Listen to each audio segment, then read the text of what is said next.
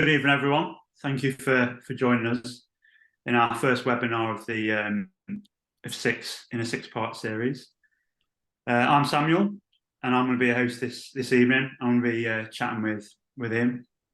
I work closely with the community here at Alpkit, and I've been very fortunately to meet and chat with some really interesting people like Ian, and it's been a great opportunity, and really enjoyed it. Ian's always down for a good laugh, good chat, and he's done loads for us over the years, and we've really enjoyed hearing all about his adventures and all those things that he's been up to. So yeah, this winter we're talking all about how to win winter. It's a big thing we're doing at Alpkit, about taking it head on and not letting the cold dark months stop you from getting outside, because we all know that when it starts getting dark outside, it's like, oh, I don't really want to get out, I don't want to do this, or you feel like the opportunity is just not quite there. But really, if you just knock down a few of those barriers, you can enjoy it just as much as what you was in the summer. So I'm going to introduce Ian. Ian's been an Alpkiteer for many years now, and we've seen him come up with some really cool things. He's been doing some amazing things, like I was saying a minute ago. And on his day today, he's a secondary school teacher. He lives on the edge of the Lake District in Kendal. And through his life, he's done loads of crazy things. You can see in the background, he's got skateboards. So used to be a skater back in the day, and a bit of BMX riding here or there, snowboarding, loads of extreme sports. And he's raced mountain bikes for years and years. And it's crazy. Like, you look at all the blogs that he's put out on our Daring Deeds, and they're amazing reads. So after this webinar, I fully recommend going to the Daring Deeds page and having a look at all his really good reads. I love putting them up, and I love reading them and all the amazing photos that he puts out. But yeah, I'll hand it. Is there anything else you'd like to introduce about yourself? No, you made me sound quite good there. I like that. Yeah, and you can just carry on for ages. Carry on just talking like that, and I'll just sit and take it all in. It's nice. It's like you're talking about somebody else. I should have got my mum to listen, then she could have be proud. Yeah, well, she probably knock you down a few pegs. Yeah, definitely. Yeah, thank you very much for asking me along. It's a pleasure. Yeah, all right. It's great to have you. It's great to have you on board. So obviously we're talking Alpkit's all about the outdoors, really, getting out there, selling gear and stuff like that to get out there. So where did it all start for you? What got you into the outdoors, really? Yeah, it's a funny question, this, because as I said, I've grown up in Kendal in the Lake District, and my parents moved here to be they're big walkers and climbers and the like. And so when I was a kid, I was forever getting dragged into the lakes, and I absolutely hated it. I had no interest in going up hills or anything like that, and all our holidays were always hills, Scotland and rainy and what have you, camping. And I was more into skateboarding and BMXing, and that was just where my focus was. And then I don't know what happened. I just sort of slowly, I got into road biking a bit. I don't even know how that happened from BMXing. And then I was just, I didn't know where the hills were or anything. I just got more into the outdoors, more spent outdoors. And then I ended up feeling I'm just like my parents, really, but not quite as hardy. I don't think I'm a bit softer than what they are. But I think it's just been a gradual transition to, and it's where we live, and friends and things like that. They're always doing amazing things, and that's what happens. You meet somebody.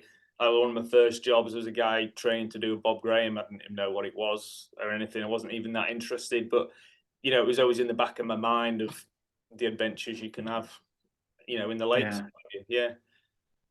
You feel like living in Kendal, you was always around and seeing these people or hearing of them, even though you wasn't too sure. That you feel like you was more in touch with it than what some people might be. So it's the lakes for activity.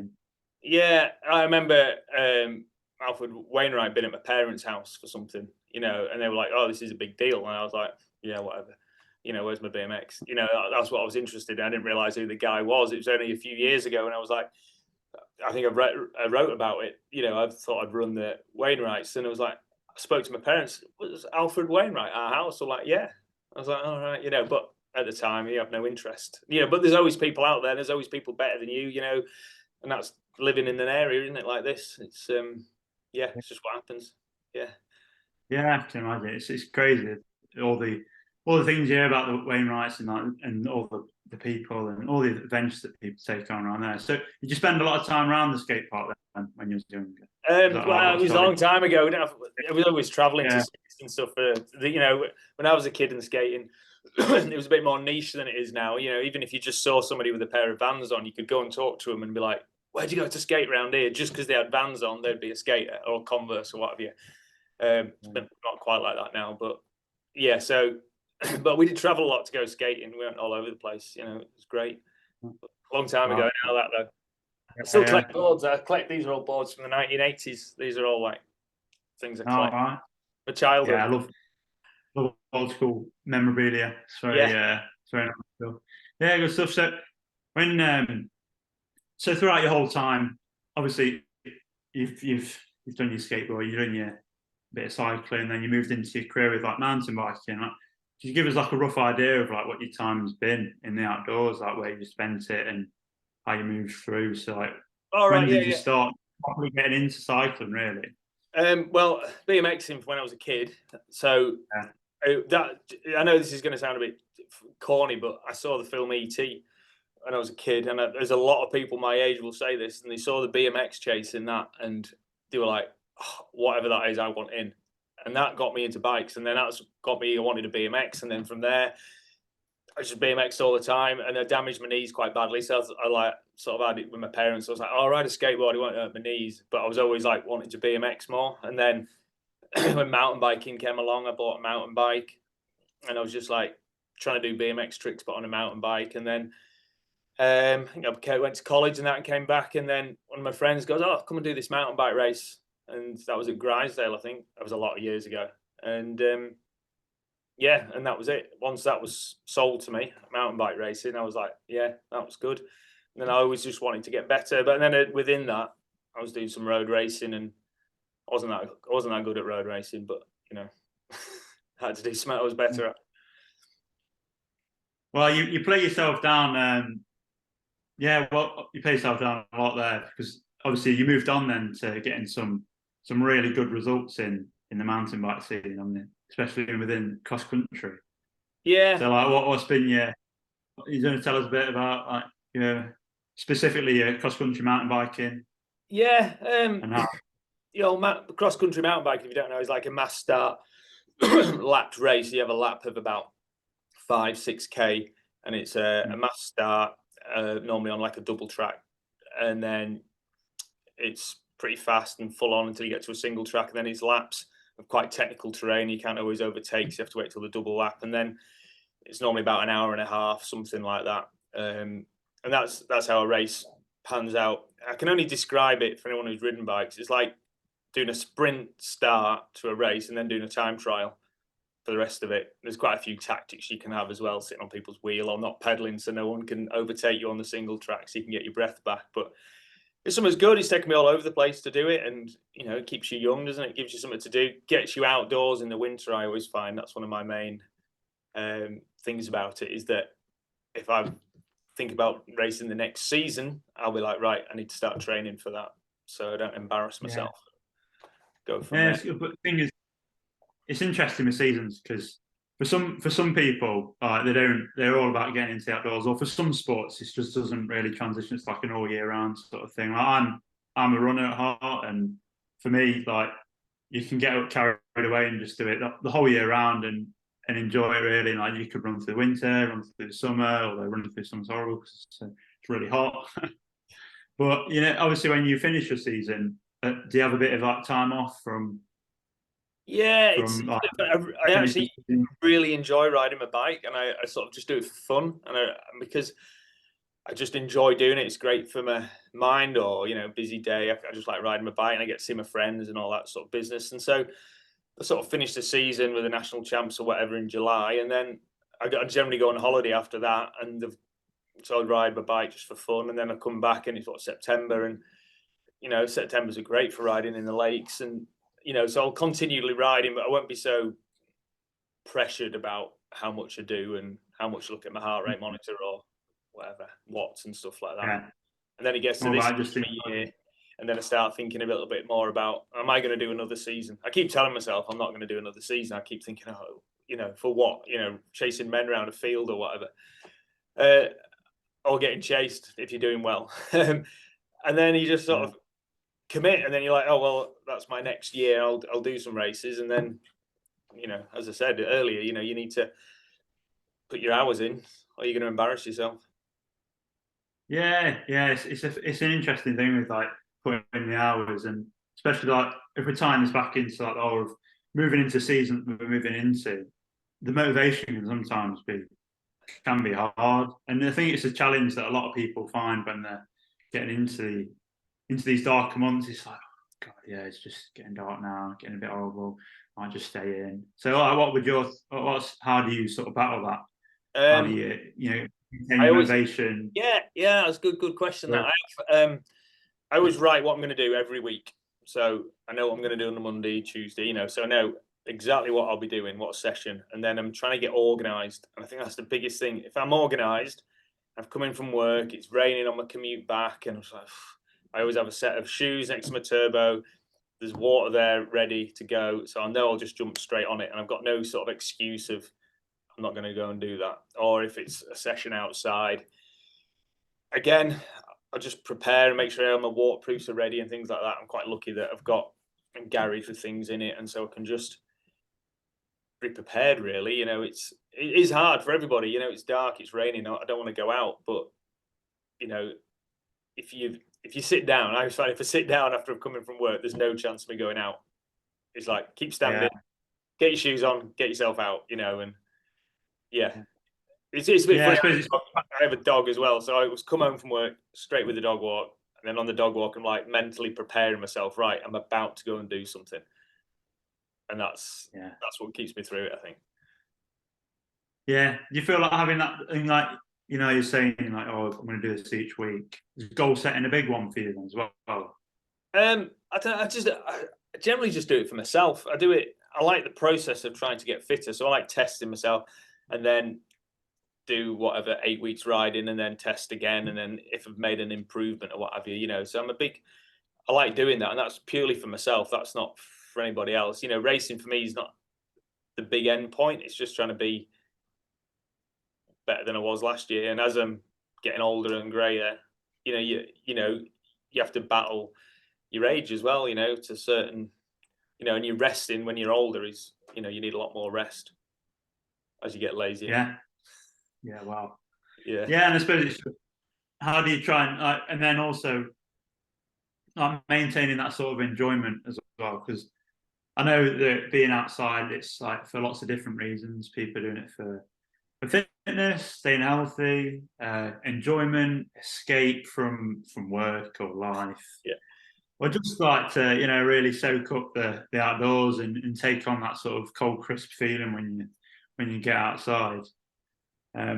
What's your sort of take on it? Do you ever go out for like the enjoyment side of things? Because we know like the winter's not all about just dark, because we've got our weekends, we've got our days. Sometimes everyone works during the day, so they'll have the light.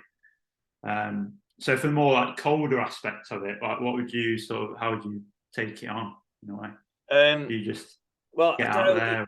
Well, as you said, the enjoyment factor. I always try and do a long ride on a Saturday, and my friends know we're doing a long ride on a Saturday, so that's always sort of in stone. There'll always be someone to ride with at 8:30. That's it. That's what we're doing. And so I always get to see my friends then, which is not always nice, and catch up over the week or what have you. And then as it gets on and colder, obviously people drop off, and you need thicker gloves and things like that. I don't know. I do like getting out when it's cold and crisp, but it is a lot more challenging and more layers, and it doesn't feel as nice. And then you're looking forward to summer. I don't know. I don't know. It's just bloodied mindedness. I think living in the lakes. It's not so much the cold; it's the perpetual rain. Another set of wet kit, and it just drives me mad. And worst case scenario, you hop on the turbo. I don't mind doing that. The turbo is always set up, and so I can always. I don't know. If it's really bad, I'll do an hour on the turbo, then do an hour's run, and then a 2-hour session.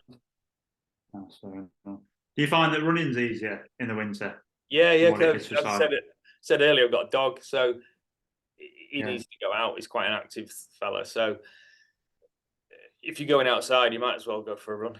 You know, I'm outside anyway. You know, and back from where I live, I'm straight up out onto the fells. You know, so it's very easy for me to go out. You know, yeah. you just do what you can. Don't you? Yeah, of course. Yeah, you just got to make the most of it and get out and not let that sort of just. It's funny. Every time I do run, and I do like to put in an odd run here and there. I have a coach, an old boy I used to work with, and he always said to me, "Ian, you'll never get a snooker player playing darts in the off season. So why on earth are you running?" And always when I start running, it always makes me laugh about darts players and snooker players. So yeah, he had a lot of strong words for me, like things like that. It was great, but yeah, you just need to practice the sport you want to do well in, I suppose. But a run's quite nice. I suppose. Yeah, it's a good point. You mentioned about that sort of like Sunday rides in the community. Because for me, I've done obviously I do a lot of solo training because with my running, I have to train that every day, and sometimes I really enjoy that sort of independence going out. It just lets you, if you're going out for a steady run or you just go out for a walk or whatever, you just collect your thoughts, just take in the outdoors and stuff like that. Or sometimes it's just nice to just block everything out and not think about everything. But then also when I go out with friends, I really enjoy that aspect and the social aspect, and that really helps me get out, and it almost gives you someone to be accountable to. If you are finding it hard, have you ever found that organising those sort of community things, and whether it's in the evenings post work or it's at the weekends, or even doing events like you do, it helps so much. I don't know if you find the same. I find I'm very. Anyone who knows me will know I'm a nightmare to ride my bike with. I won't ride in a 3. So if someone says, "Can I bring a friend around?" I'm like, "Well, you can do, but I won't be riding with you. I'll just ride by myself. It's fine. I'll be riding anyway. I'll ride by myself. I'll ride in a 4, and I won't ride in any more than that. I won't. If anyone's 10 minutes late, I won't wait. I'll just go. I'm an absolute nightmare because I know what I want to do and I know how long I want to go out for, and I don't want it to last any longer than it needs to. I will have planned something else or what have you. So if I'm going out at 8:30, then that's what time I'm going out. But the thing is, the few people I ride with all know that, and they're absolutely brilliant. They just, it's Ian. We can get around that, and so that's what we do. You know, I did once. I had a friend I hadn't ridden him for ages, and we both did the same 80-mile ride, like 15 minutes apart from each other. We just did the same ride, 50, because he came around to my house late, and I'd just gone. As he goes, and so my wife had said, "Oh, he's doing so and so route," and so we did the same route, but 15 minutes after me. I never did see him. Oh. Maybe that's why I don't have many friends. I don't know. Wow. I suppose there's like clubs and stuff in it. Like you've got all your clubs, you've got your races. I'm sure you see them all when you're out on the circuit. Yeah, you do. But as I said, I have a close knit few friends, and they know timekeeping is important, and they know they can ride a bike as well. I'm not in a cycle club or anything like that. The amount of faff would destroy me. I don't like faffing about. Yeah. Well, for other people though that are wanting to maybe like find something else to maybe do this winter, would you recommend going down those avenues? Wholeheartedly, I'd recommend a club, and I'd so much recommend it to anybody.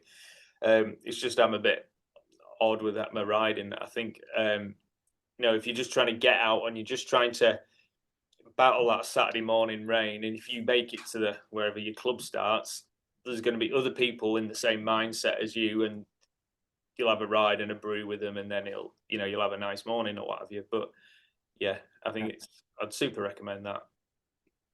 Yeah, completely. It's like at the moment we're doing a lot around with our winter gravel series. So we've got a ride from every store across the UK through this winter. This weekend we've got one at Hathersage, and whenever you see those events and you go to them, it's such a nice environment. And even the weather's might be a bit rubbish, or you might think it's cold or anything like this, you've got this camaraderie, and you kind of just ignore it, and you're just in the moment having a good laugh, and you're all in it together, aren't you? It's quite nice. Yeah, exactly. And you walk away from it, you might be riding along in the moment thinking, "Oh, this is a bit tough, it's a bit hard," but then you look back afterwards and you almost laugh a little bit. Oh, remember that puddle we went through, or remember that sticky moment we had, or you remember those laughs we had on that ride. And that's sometimes the really nice moments of it all. Then other times you're saying, do you remember when my water bottle froze? And you're saying that was pretty much the worst ride of my life. Yeah, but then you laugh about it, don't you? It's just yeah, I've had that and, once, but me and my mates, my water bottles froze going up Shapper as you leave town here, and it was just like, oh, this is awful. There was another time we both fell off on the same bit of ice, and it's just all those sort of dramas where you wish you hadn't left the house. Exactly. Well, then this is a funny thing of winter, really. Like you're never gonna be able to escape the reality of it being hard, or sometimes the weather being harsh. And I suppose it's just being sensible with it. But there are so many other things you can do to like remove those barriers, and I think Yeah, it's just. I think you're right, Yeah. but I find that I've sort of lost my train of thought then. But if you got your kit on and you're ready to go, you might as well go out. And the weather's good. Let's say you get that nice one day in over the Christmas holidays or what have you. But you've been riding for the last 2 months in the awful weather. That single day will stand out in your memory of the winter, of how amazing it was, or fresh snow around or what have you. That's what I always find. You've hit a winter and you're fit, and then you're enjoying this cracking weather, if it ever happens. Oh, yeah. After it stopped raining. Yeah. Well, it makes it hard, and then it makes you appreciate the summer even more, really, doesn't it? Oh yeah, the summer, it's like it's great. Absolutely love this. I can bring out my summer bike with no rattly mud guards on it. Yeah, well, yeah, exactly. Nothing worse than to. Oh, mud guards. They're a saviour, though. They are a saviour. I wouldn't ride without them. Anyone out there? Yeah, anyone out there that's riding this winter, get some mud guards. I used to commute. It was a big old commute, and I never had mud guards. I was too young and stupid. And then someone said, "You need mud guards." I was like, "I'm not having mud guards. It makes your bike look rubbish." And I was always at work soaking. I was like, "Oh, this is awful." And then one winter, someone said, "Put these on," and I was like, it was like a game changer. And it was like, I always have a bike with mud guards now. So I always and getting on it in the winter is like putting on an old pair of slippers. And I've just brought it out in the last couple of weeks. And my mate has the same bike, and he goes, "It's like putting on your slippers, isn't it?" I was like, "It's just like putting on your slippers. You spend so long on your winter bike, 4 or 5 months just in drudging around in the winter." And it's like, oh, this is comfortable. I forgot how nice this bike was, and it's always nice to get back onto your winter bike. Good memories, I think. There you go. That's for anyone out there who wants to start cycling. Establish your winter bike, and then you'll have that nice, cozy feeling when you're out in the that cozy saddle. You just sit on it, and you're like, oh, I forgot what it's like. There's no zip to the bike. Just cruise around on it. Yeah. You mentioned about commuting there. Like that's also a really good avenue for getting out in the outdoors. Like I know for some people, obviously, you've got to get the train, or you might have to do a long drive to work. But a lot of people now, since COVID, have been doing a lot of hybrid working. So whether it's from home, or so you do, like 3 days in the office, 2 days at home, or whatever everyone's working schedule is. But maybe that you could like tie the whole commuting thing is a really good way to get out in the morning and then get out in the evenings in a way. Yeah, I know that cycling, walking to work is great. Like I used to cycle to university a lot, cycle to work here and there, and it's such a really, even though it gives you a bit more of a purpose to get outside because you're going somewhere rather than I'm going to go out for a potter and then come back to the same place. You're like, oh, I've got to get to work, or you've got to get to where you're going. And afterwards, you always feel so refreshed and nice, and it's just release of endorphins and all that sort of feel good factor. And even like you can even mix it up a bit with going off road. Like, have you found that over the years? I used to have a big old commute. Another job I had, and it was awesome training. I'd use it for training, but training on the way in, and then on the way back, I'd just have a faff about. Or even at the job I'm in now, I can nip up into Kentmere from where I am, and you get a real good ride out, and you're like, oh, this is from my work, this ride. How good is that? I live here, and this is straight from the door. I realize how lucky I am that I'm not in the middle of whatever city, and I don't have to drive to go mountain biking. I can just sit on the bike and pedal, and now it's such a good feeling that I've got that, and you can mix that in. But then again, you think, oh, it's going to be frosty tonight. I'll have that real frosty, nice mountain bike ride home, and it's just a big muddy mess. You're like, oh yeah, missed the weather there. That's happened loads of times. Way home, though, isn't it? Yeah, Yeah. it's all part of Can it. take you- Yeah, exactly. Yeah. Well, yeah, the commutes are great. Well, I'm just going to take it into more now about what might stop you from being outside. Obviously, moving to winter, illnesses are more prone. People sometimes suffer from injuries, or there might be some limitations that are stopping people from getting outside, which can be a massive challenge because for people that love the outdoors, it's a massive part of their identity. Yeah, And yeah. having that taken away from you can be really, really hard. Like I got injured early in the year, and it was a big challenge, and you know, it makes you stronger going through it. And you've had lots of experience like with your injuries. Like, what are your tips? Well, actually, we'll go through. Like, do you want to tell us a bit We go through about my catalogue of injuries. your category of injuries, or that you're what's I'll tell you about yeah. one of the worst. Well, it's not the worst one, but it's one of the ones that will make you smile. As soon as I tell you, I don't think you know this story. I was on a commute. I was telling before. It was a good hour's commute, and it was dark for the whole lot, so I needed lights on. And then I went up through this like old stately home, through the lanes, through the stately home, and I didn't know there was a guy walking a black dog on the road, and the black dog wasn't on a lead. And the only thing I knew was I was lying on the floor with 2 broken wrists and a bust-up face. And the guy was wanting to have a fight with me because I'd hit his dog, and he reckoned I had no lights, but I wouldn't have been able to do the rest of the ride without any lights. So that was a big thing. And so I was left, I think that was just before Christmas. So I was left with 2 broken wrists and a broken face right before the Christmas holidays.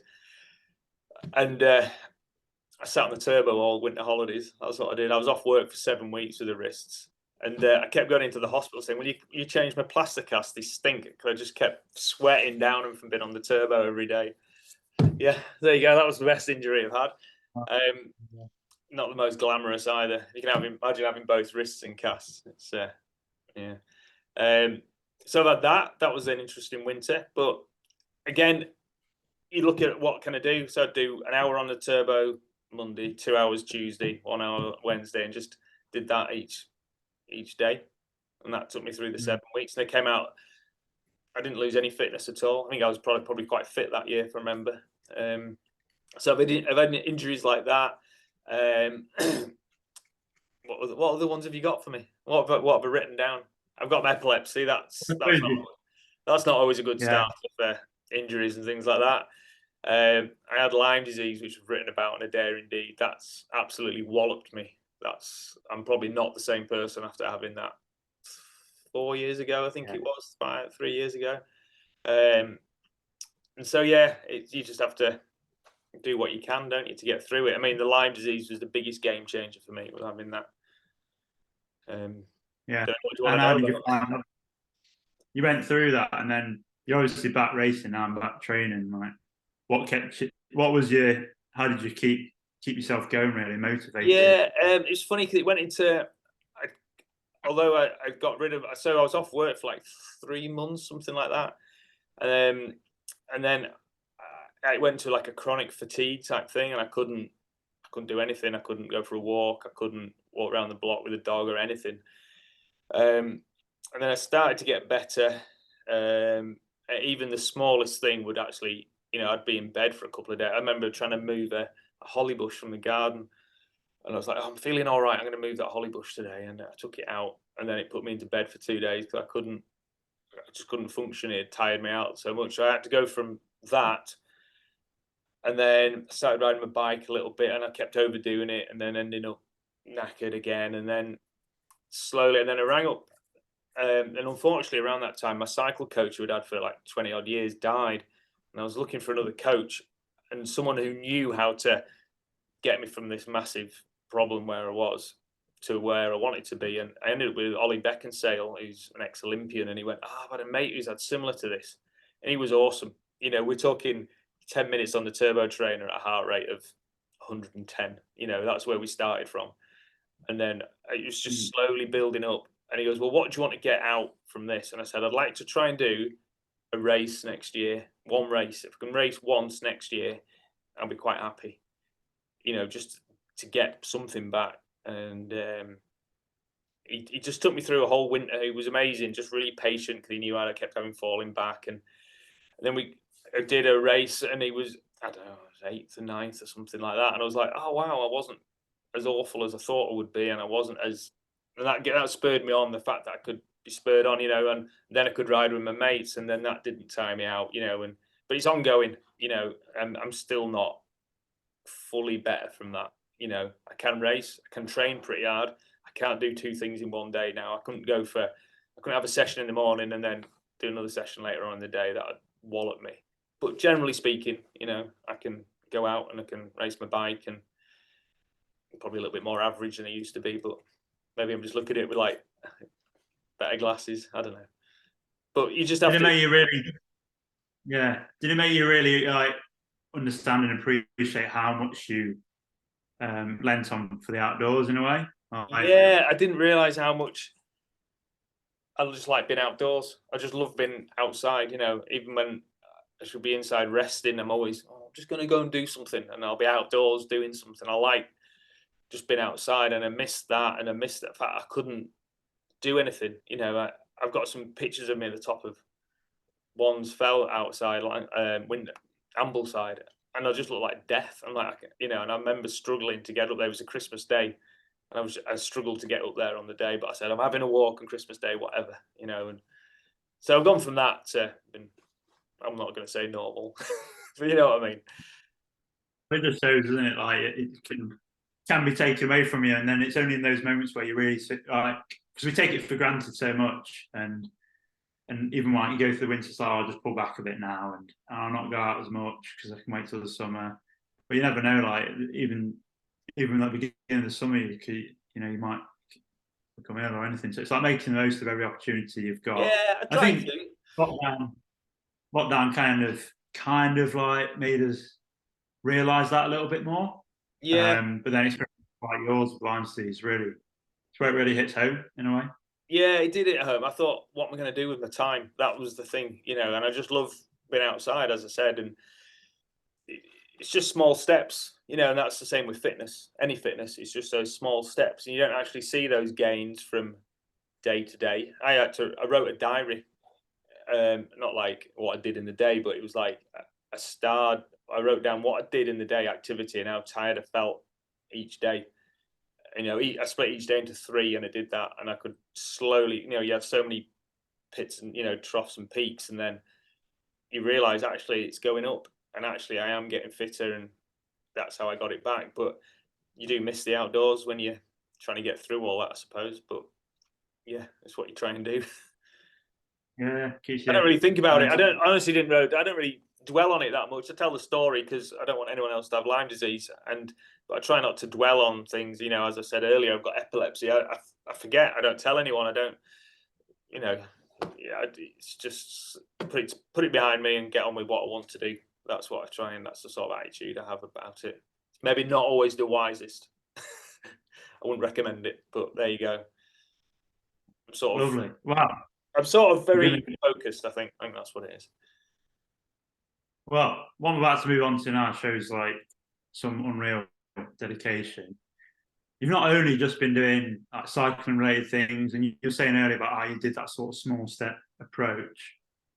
You could say this is a bit more of a big step approach from when you did more running things, and you decided one day when you sat on your couch, oh, you know what I'm going to do? I'm going to do a Bob Graham. Do you want to tell us about your whole to Bob Graham? Well, that is down to, well, I told you about the Bob Graham. I'd heard about it from a guy at work who was doing it, who I had no interest in. And that was a long, long time ago when I was a kid. And then I'd lost my driving license due to my epilepsy. So I was like, right, I've got a year off. What am I going to do with my year? I can't drive. The reason I had a year off is because I couldn't drive to races. I couldn't be zipping around every weekend here and there. And I thought, well, what can I do? What's local? And I thought, I'm going to do Bob Graham this year. So I floated the idea. At home. How do you feel about me doing Bob Graham this year? Oh yeah, whatever. Yeah, fill your boots sort of attitude. And then I had to find out what the Bob Graham was really. And then I had to find out where everything was in the lakes. So I didn't realise Langdale was so close to like, I don't know, other places, or over the back of Ennerdale and all that. So I didn't realise it was all sort of connected to Wasdale and things. And so I had my summer holiday, and I got back to school in September, and I thought I'm going to do it on May the 21st or whatever. That'd be a full calendar year to when I've lost my license. And so September I started, and then I aimed to do it in September, October, November. Yeah, what, 8 months, 9 months, something like that. To give me, 9 months it was training, learn how to run, know where to run to, and then do a Bob Graham. And I had a day off in the week. I'd get the bus to Ambleside, and then I'd do a run and get the bus back again. And then here we are. And then I did it. I know. Then I ran the Wainwrights as well at the same winter in the same year for training. But the thing is, it's a bit different than, if I'd lived in Cambridge or somewhere, Cornwall or what have you, I wouldn't have had the network of people around me.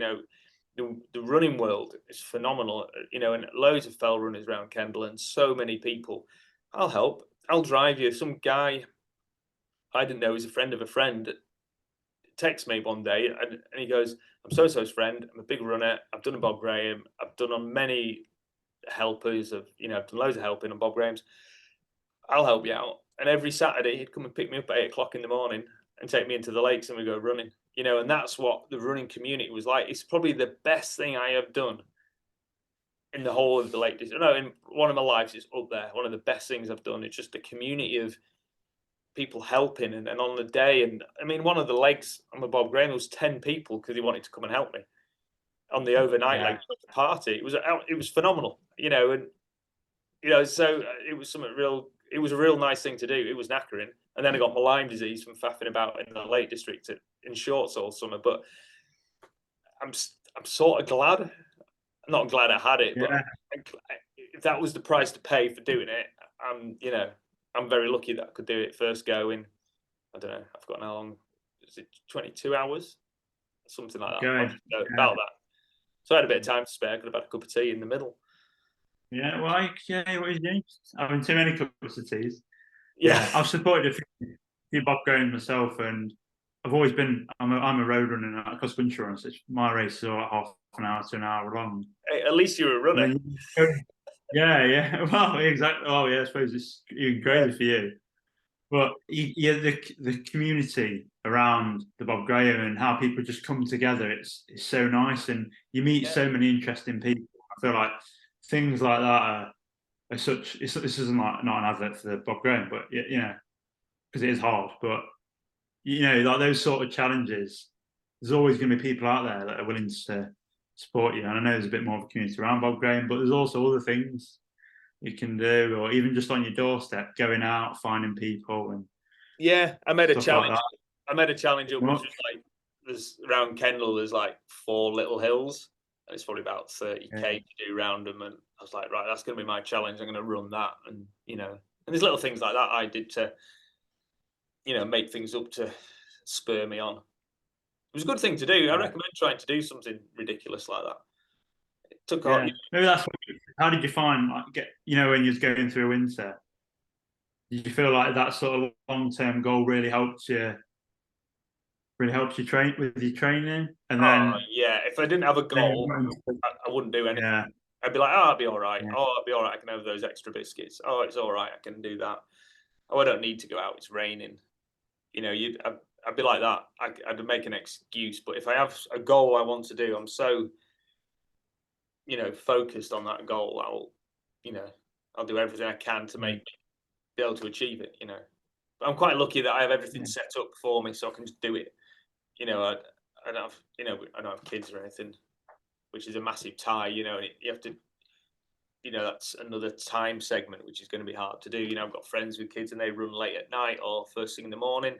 It's just, it's hard work. It's always hard work to get motivation, I think. Yeah, I couldn't agree with you more, really.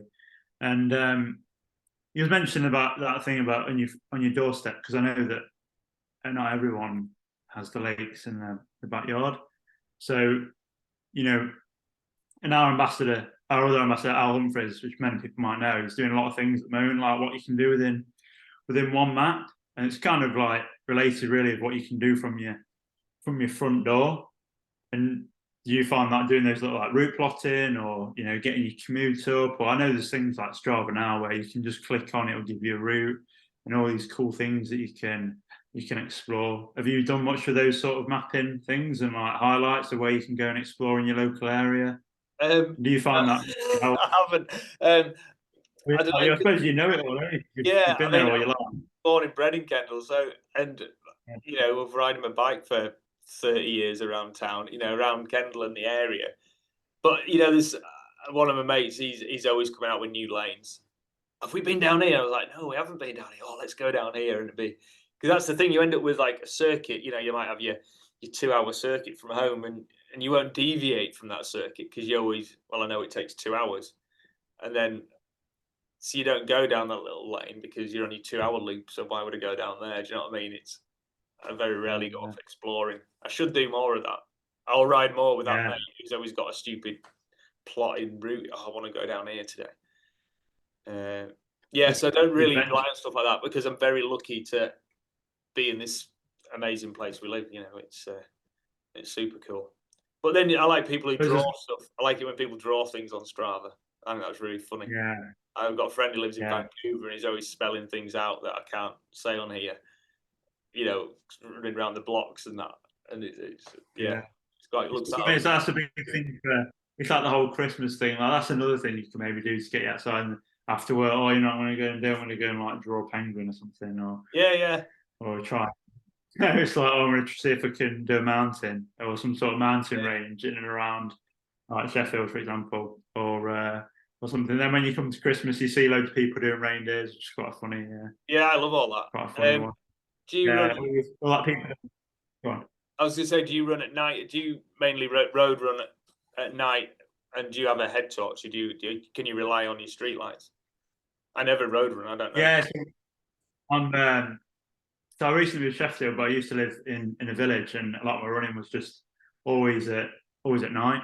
So I'd always come into winter, it'd just be, you have to stick a head torch on. So that's like for me, my tip would be making sure you've got like those sort of accessories because they really open up the outdoors. I found that having a really good head torch, which is our quad, and it helps so much when we when I started getting out, and it just brightens everything up, makes it feel a bit more safe Yeah, and I ran. vibrant. I ran in the hills just with my headlamp. And yeah, it did open up everything. It was amazing. I didn't realize they were that good. And Yeah, and they're yeah, not so much. And then obviously in the colder months, it was always just looking ahead on my weather app. Or in the cold, to just wrap up a little bit warmer. And I think from my experience, like layering up properly, yeah. so much it just removes that sort of barrier of like, oh, too cold or oh, this is not right. Like if you prepare for the outdoors, then it's almost just another day Yeah, going well, outside. that's what I was saying earlier about organisation. Have it all set out. Well, Thursday's a turbo day, so I'm going to wash all my kit for the weekend. Thursday, I'm not going to be needing anything. And so you've then got your base layers, you've then got your mid layers, you've got everything. Yeah, I say I've got a dog, so I go for a dog walk in the morning, and that's my weather check. That's my temperature yeah. check. That's my how rainy is it, whatever. I can see down the big valley if towards the sea, right, it's going to be cloudy down there. It's going to rain soon. So, right, I'm definitely going to take a coat or whatever. That's. And I suppose for like some people who are like fairly new to it all, I suppose you can advise there and then. Like we've got like how-to guides on ours, but the main thing is just like you got to go in with a bit of like I'm just going to give it a go. Yes. And you learn all these things through experience. Like I've learned all my things through experience. I've gone out with maybe just a raincoat. Oh, it wasn't enough layers, and then you start to learn like how many layers. So is that how you found it? It's all been through just Yeah, experiencing. I get cold pretty quickly, and I always moan about the cold. This morning, I had freezing hands for the first half hour of a ride, and it was just like, this is awful. Why didn't I put thicker gloves on? And you're like, one of the best tips I got when I was starting was wear your warm gloves to start with, and have a lighter pair in your pocket, in your back pocket. And so, halfway through your ride, when your hands are boiling, you can swap into your lighter gloves. And then taking two pairs of gloves when it's absolutely lashing it down, they're a lifesaver. So you're halfway through Oh yeah. 3 hours in the pouring rain and you're dripping like that, and you go, oh, I've got my spare gloves, and you put your spare gloves on, and that's like a dream come true. It's things like that. It's just the spare glove trick is fantastic. So I Have you always ever been, you know, when you do go into outdoors and then someone like gives you a little bit of advice and you're like, oh no, I'll be all right, I'll be all right. yeah, And then you go out and it's like, and then you realise like, oh yeah, that yeah. person was Like right. mud guards, eh? Yeah, exactly. So yeah, I suppose a lesson to learn from that is if anyone gives you a tip, you just Try it. they're probably yeah, Yeah, when some old probably boys giving you some tips, don't just go, "What do you know? You're old." Just go, "Ah, yeah, actually, I'm going to try that." And if it's rubbish, you don't have to do it, do you? yeah, That's, exactly. And yeah, then that's a good thing of going to those communities. Like you learn quite quickly from other yeah, you people. do from the old boys, and putting bread bags over your socks in the winter, things like Yeah. that. That And I works. suppose you got those in-person clubs and stuff like that, but then social media is a great platform as well. If people are living more in the sticks and they might not be able to get to Yeah, some of these clubs and stuff, and you can get there's like forums, you've got webinars like this, you've got everything, and that's what I really love. Like you've got your Strava pages, you've got your community Facebook pages, all your groups. yeah. Like for example, in Alpkit, we've got Sonder bikes, and then there's a whole group around like Sonder riders group, Right. and Okay. it's great. Yeah, there's like loads of people, and it's like, oh, look at that cool adventure, and it inspires you. And, like throughout the winter, seeing that is also another thing. I Yeah, think it's been I'm not very good on the social media side of things and getting tips and stuff like that. I was, so his mates who always say something, or a friend or something like, "Have you tried this?" Or I'll see an advert for something about. Um, yeah, but you're right. I don't know. I'd rather get my tips off somebody I know. You never know who's giving you the tip. That's why I'm always a little bit wary. I always think, well, where do you live? What's going on in your life to give me that tip? So I'm often a bit wary. But when it's somebody who knows a class act, class outdoorist, class whatever, and you're like, you need to do this, Ian. All right, yeah, good idea. Like when I was doing the Bob Graham, I was training through winter by myself in the fells. There's a guy and he went, look, here's a kit list. You need this in your bag at all times. Do not go on the mountains without this stuff. But because I knew him, I trusted him. I trusted him to say these things, and because he had my interests at heart. So I'm always wary about advice and tips and things like that. But if it comes from like a real trusted friend or somebody who inspires you, I find it's a lot better, a lot more trustworthy. yeah, Especially when you're in the mountains in the snow. It's yeah, oh, yeah. You've got to when it comes to that sort of stuff. It's definitely like you've got to source the information yeah, from the experts in a way, yeah. and just when you start doing the more extreme stuff, you've got to make sure that you are well prepared and never be scared to ask questions or anything Yeah, like that. because Or I the think that's running community when I was getting into it was just phenomenal with that asking questions. I was forever asking. I'm a big geek when it comes to heart rates and all that. But a lot of the fell runners they didn't work on that. They just do this, you'll yeah, be fine. But when it came to kit, they were like, right, have a dry bag. In that dry bag, there will be a set of, I don't know, down mittens. There will be some waterproof trousers. There'll be a spare top. There'll be a spare waterproof. Make sure you got your compass. Make sure you got your map. They were all, don't rely on your GPS. They were all had this, and in that dry bag will always be with you. And it was it was brilliant. I think that's the thing as well. Like having that confidence to go and ask questions with the people. Like even if you're not getting out at first, just never be scared to ask it because there's always people out there that are going to help, and it's sometimes the best thing that you can get from. I haven't met anybody who wouldn't. I think the outdoor community on a whole, just they want you to enjoy yourself, and being warm and dry, not lost, is a huge deal, isn't it? And Yeah, your enjoyment is more so because of that. So it's yeah, I don't know. I think just ask questions, and then ask again. yeah, exactly.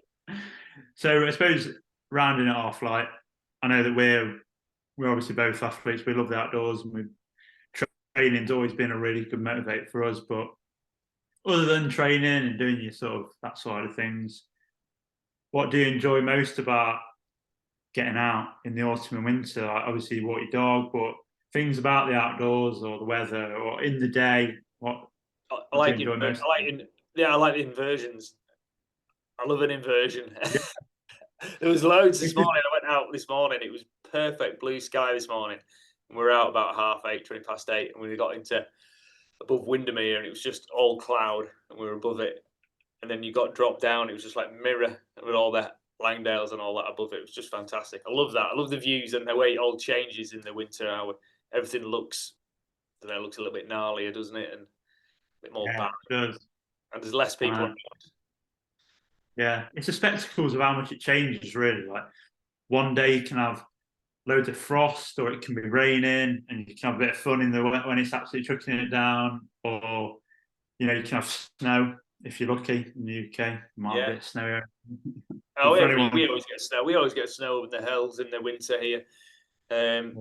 But yeah, it's the way it changes so quickly as well. You never know what you're going to get. Like we had a blue sky ride this morning. It was brilliant. And then the last bit, my mate goes, "I'm just going to go and do another hour." And I went, "It's going to rain." I knew we didn't have a coat. And then it absolutely hammered it down. And I was like, "Yeah, I've got in dry." I just got in and it was dry. And I was like, "He's still out there in that rain." And it's stuff like that. That's what makes it fun, isn't it? When the stupid texts you have afterwards about it all. And it's all part of that camaraderie thing I was talking about. And the good memories, exactly. Well, not for him. Yeah, sorry. Not for him. It wasn't a good memory. He got soaked. I suppose the lesson is take your jacket with you. Yeah, take your gravitas. Yeah, always take a gravitas. That is the game changer. That jacket. So yeah, it's a winner, isn't it? Absolutely. It's the cuffs I love. I love the cuffs. This has turned into an advert for Alpkit, but I absolutely love the gravitas. I went from mountain biking. I'm not going to complain. Yeah. Oh, it's just I have a couple of them.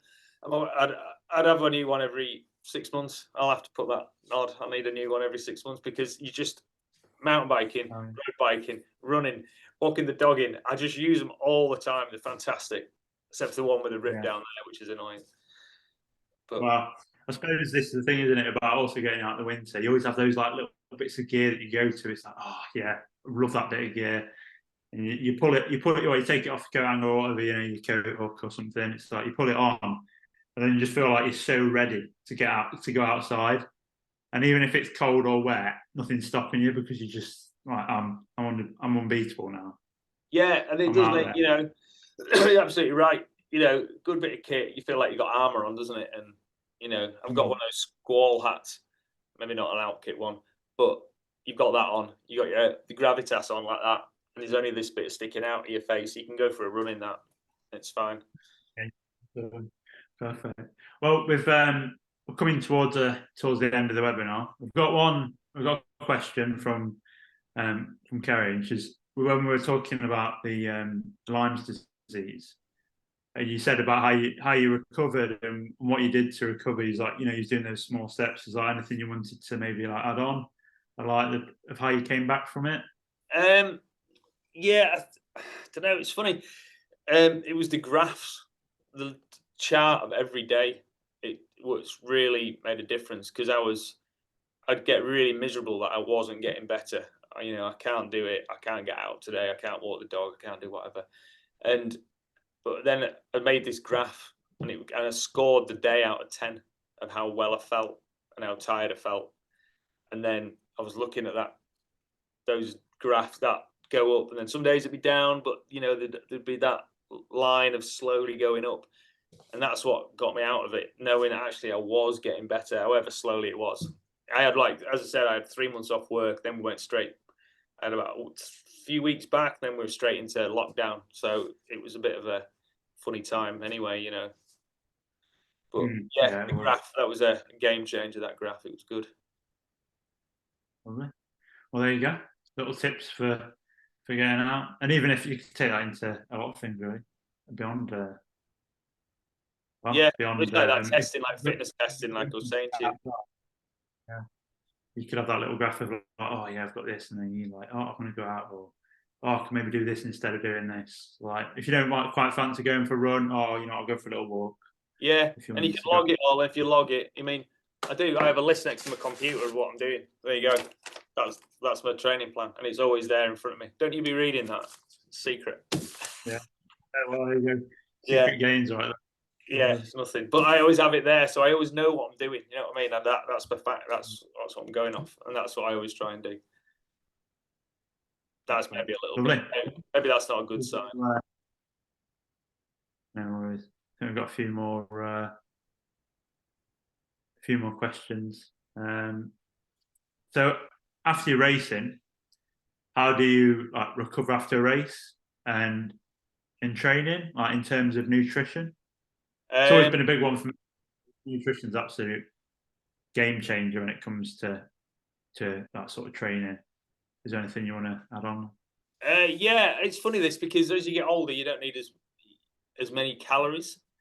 Your metabolism slows down and things like that. And I found that this year, you know, I stacked on a few pounds, and I was like, why am I stacking on a few pounds? And it's, you know, you have to go back to, actually, I'm just eating a lot more rubbish. So I've had to go back to basics of protein, carbs, and things like that, and be quite strict when the digestives come out. And just, yeah, I won't have any of that.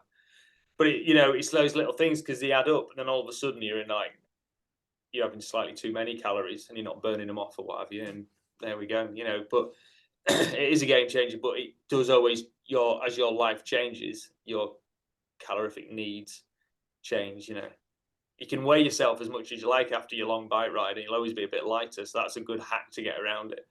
But it's not actually the truth, is it? So it's little things like that. Your nutrition, as you just said, and recovery after races. I take a day off the bike, and then on the Tuesday I'll do a very easy spin, just spin up my pedal in for 45 minutes. Then by Wednesday I'll do a long level 2 ride, and then I'm back to normal again, really. But again, as I'm getting older, it takes longer to get over it. Yeah. But you find your ways. Yeah. Going now. Lie down always helps. Yeah. We're still getting out there, which is good. You're looking younger than ever as well, obviously. Yeah, thank you. I've just got a good filter on today. Yeah. That's all right. I'm all right. Anyway, lovely. So I suppose we'll wrap it up there. Thank you for coming on. Absolutely. Today, and it's been great to help. Yeah. No worries. And yeah, I'm sure if you keep your eye out, everyone, on Daring Deeds, always things being posted with about Ian, what he's been up to. And I'm sure as he moves into the winter now, we'll hear another crazy story of what he's been up to in training. Yeah, hopefully I'll. Yeah, exactly. Well, yeah, take it steady, and it gets a bit icy. Don't want to do that again. Perfect. All right then. Well, good. Thank you very much. And yeah, thank you, everyone. All right, thank you. Thanks for having me. See you all later. Bye. Thank you. Thank you.